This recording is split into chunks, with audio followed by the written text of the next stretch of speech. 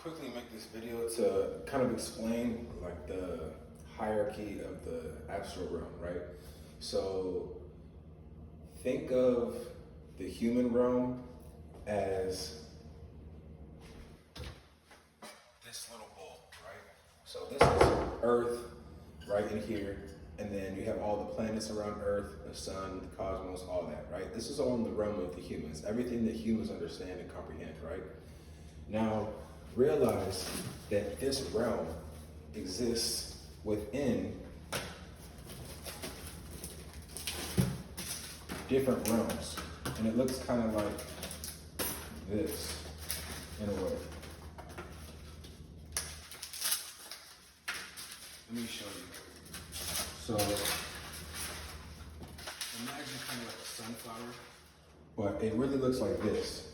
So here is the human realm, and it sits in between the higher realms and the lower realms. The shape of the universe is more of like a figure eight, and it bends within itself. So it's not this, it's this.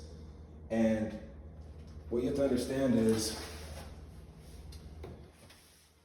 different aliens, different angelic beings govern different parts of this realm. So for example, on Earth, you have the humans who were a created species by the Anunnaki, but then you also have pretty much every alien life form here. Their representatives are here. So for example, you see the shrimp that's in the ocean, right? The shrimp that you're able to see and catch, those are pretty much the lowest form of what a shrimp would be.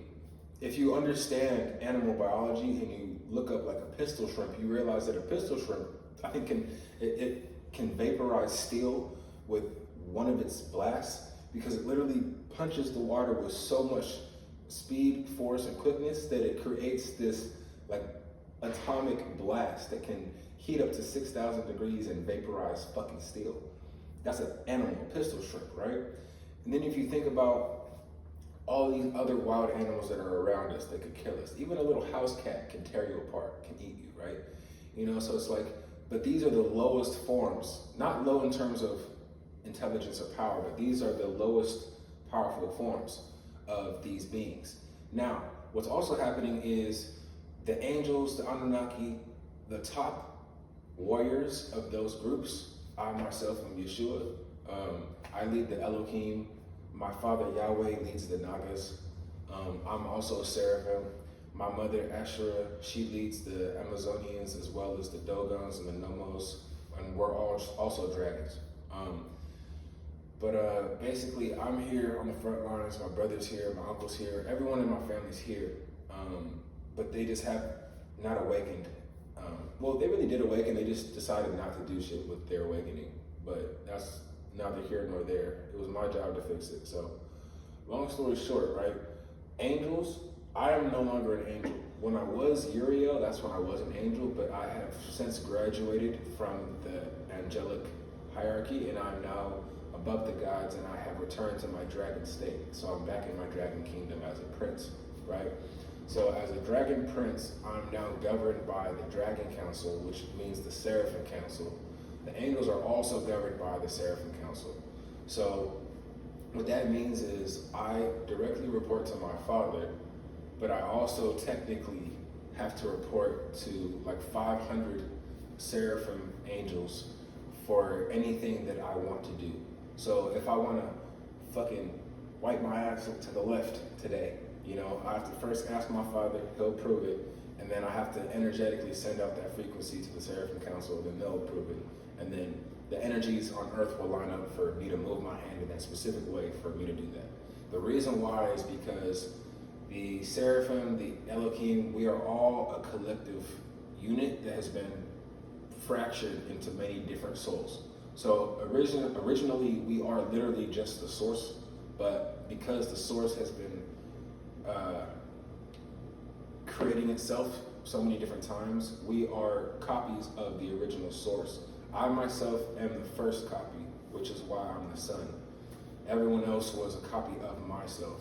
So technically, that's why I have the ego that I have, because I woke up and I didn't see nobody around me. So, I just watched y'all niggas become born and shit. So I'm gonna have, you gotta think about it. I existed in the primordial waters before y'all niggas. So it's like, obviously I'm gonna feel like I'm who I am because I watched you guys be born.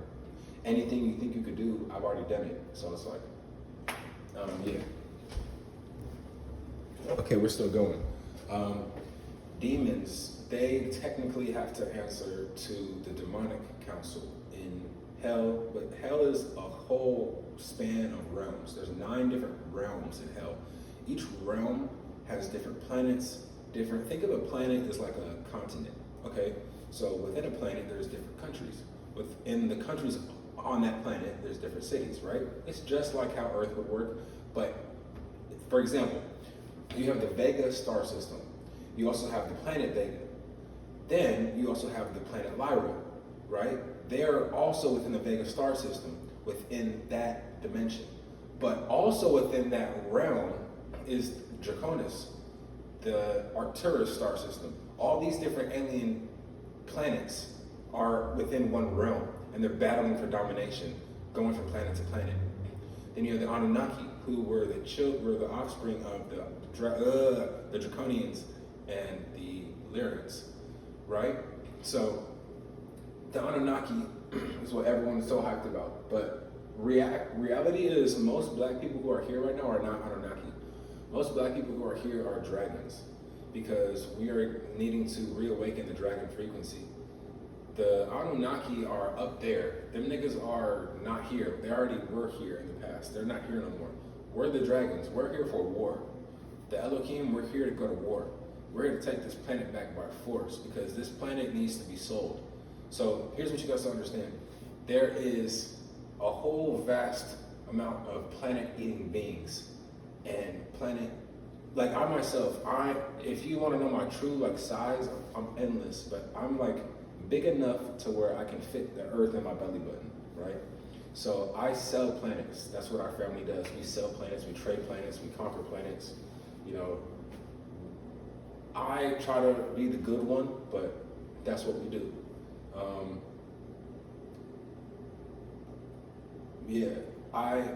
And then our family got punished for that, rightfully so.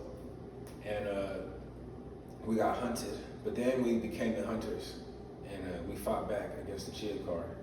And we've been in this eternal war with them forever, which is part of our curse, our karma. I myself have tried to heal us and fix our generational curse by trying to establish love from planet to planet. And so far it's been working. And that's the goal of the Elohim, to establish love, even if it's by force. Or we'll fight against any being who tries to harm an innocent being or a pure being, and we'll protect them.